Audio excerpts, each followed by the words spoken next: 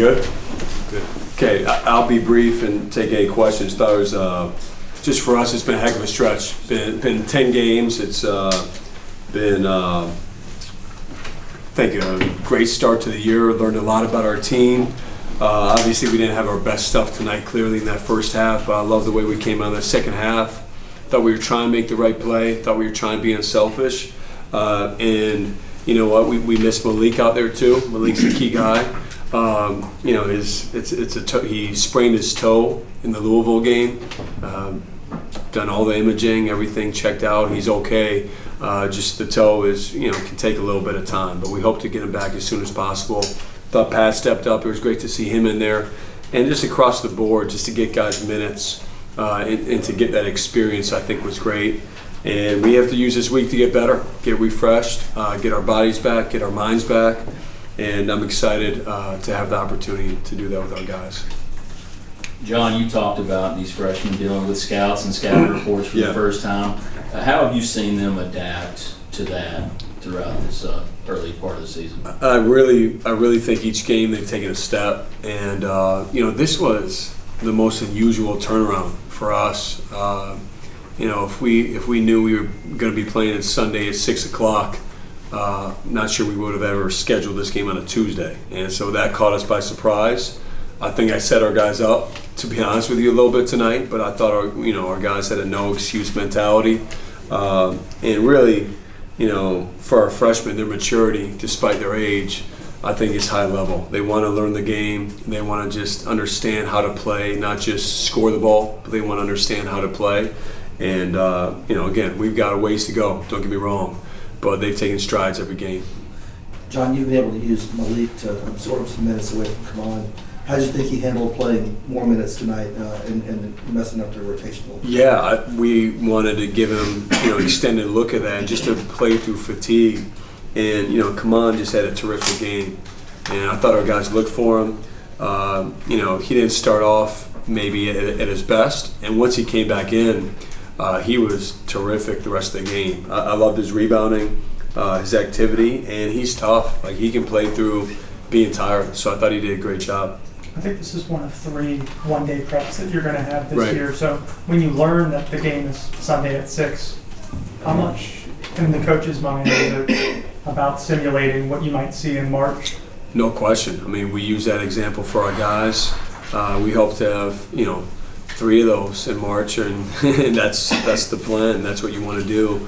But even the ACC, I know we have those quick turnarounds, and to get this experience, I think our guys were for our freshmen, a little bit knocked back with just 2 big-time games last week, and the readiness from a physical standpoint that you have to be on point for. And it's not just the 2 games or the game Sunday night.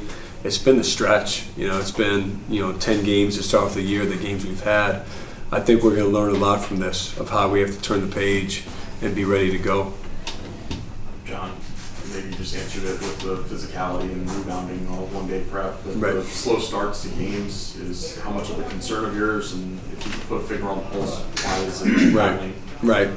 Well, I'd be the first to say it's not ideal. It's not coming from a lack of effort or focus or us talking about it. I also don't want to make our guys where it's the only thing they're thinking about. We've spent a lot of time this preseason and summer talking about not just the first 4, but every 4, and having that mentality where we can come back in any game, we get a lead, that doesn't mean it's over.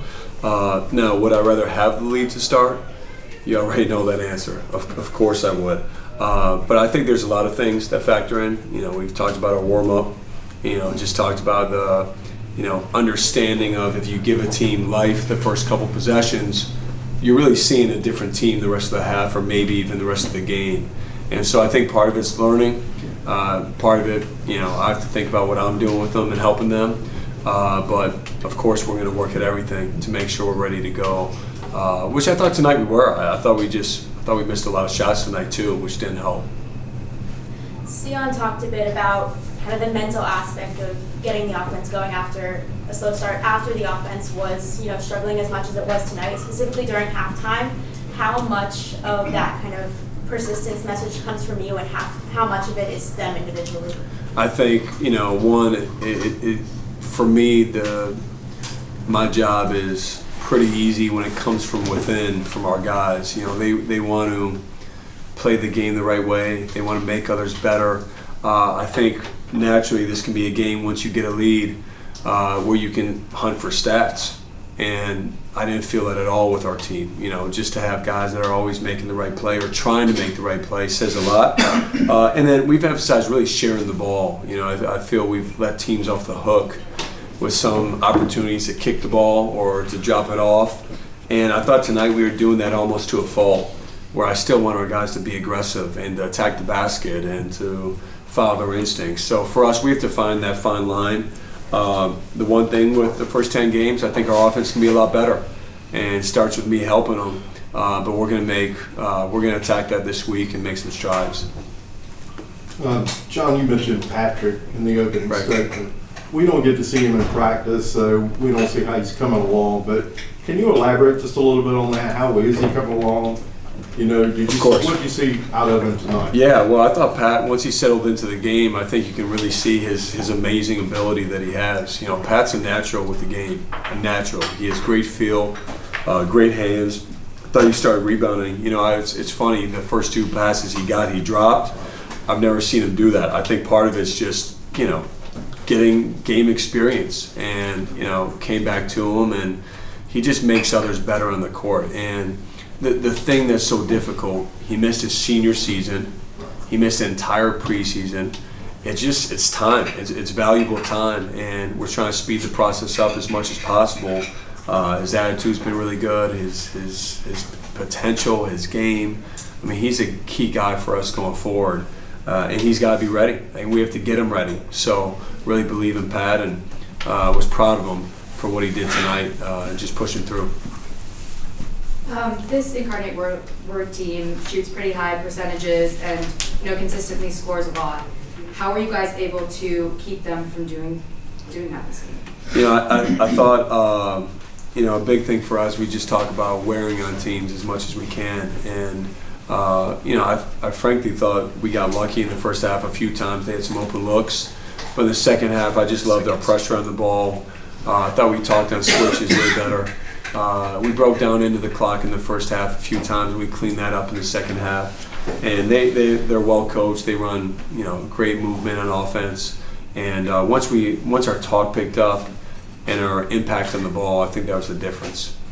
John, week between games now, time to prepare, practice, watch film. What are your biggest focuses looking at this next week ahead? Well, there's a bunch, okay? And I would just tell you there's every aspect of our defense and offense we're going to address. And, I told our team through the first 10 games, I think this is as exposed we've been in terms of understanding our strengths and understanding our weaknesses of what we have to improve.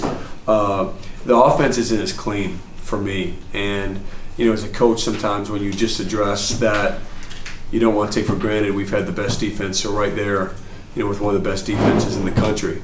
And so we have to not just maintain it, because teams are going to continue to do different things. We have to get better on that end while taking a jump here on offense, and that's what I'd like for us to do. Speaking of Cooper, the empty side ball screens into the short roll, the 5-11 initiation, kind of looks like Flip's usage to an extent from last year. How would you, if you could, sort of compare the passing and decision-making of those two guys, especially in those types of roles? Well, I think the similar part to both their games is it's hard to switch them, because if you switch them, they can really hurt you. Flip was in the post. Coop can kind of do it everywhere on the floor. But also with that said, I think they're very different players. Coop's, really like a straight up guard, with what he does. And so, we do that for him, but he can also handle a lot of pick and roll.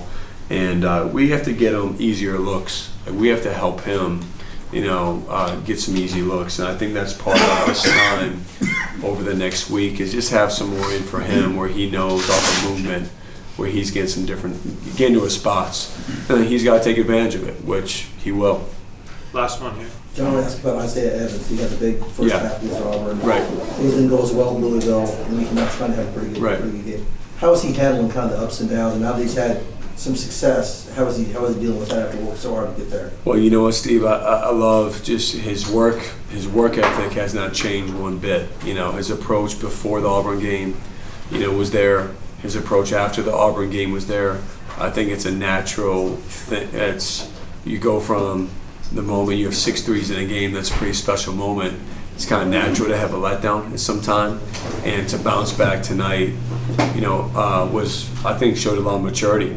And the reality is his approach has stayed the same. And Isaiah, just having him on the floor at times, even if he's not hitting, you know he has to be guarded because he's such a weapon. And so he's attacked right after the Auburn and Louisville game.